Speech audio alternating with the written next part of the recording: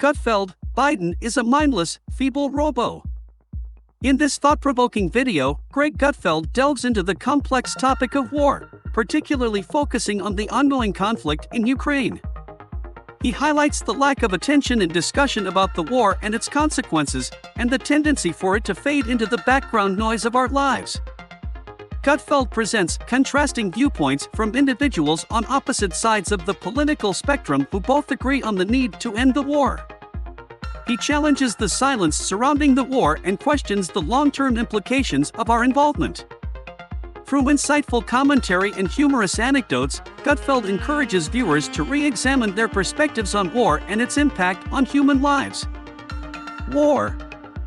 It's a topic that often gets overshadowed by other issues. We talk about politics, drugs, poverty, and so on, but rarely do we delve into the real war. The war that is happening half a world away, where both sides speak a different language and the mainstream media fails to address it. So, I don't get to make fat jokes, but why is that? Well, war is like a 401k. You don't check on it until you cash out. Maybe people will care when our army doesn't have any bullets left.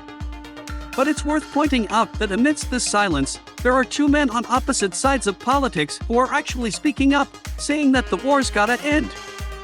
The moment you say that, of course, somebody's going to call you a Putin puppet. To which you should respond, well, you're a puppet of a puppet. And you both have your hands up each other's asses.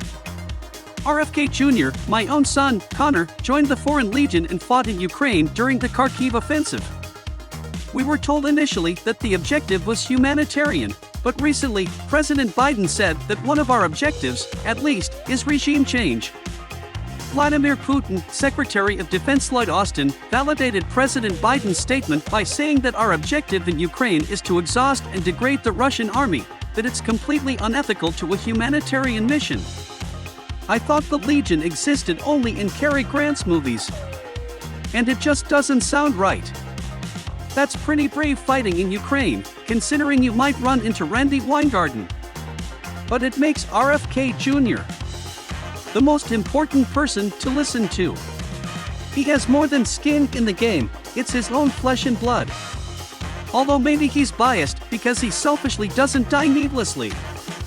Does he have the guts to say that to him? I don't. What are the Dems going to do about RFK Jr.? Create another Russian hoax to falsely smear his principled stance? These hoaxes, they are like feds at a Trump rally. They all start to look alike. That's a Democrat running for prez. Here's a Republican. What I think we need to do is end the Ukraine war and make some major concessions to Russia, including freezing the current lines of control in a Korean war.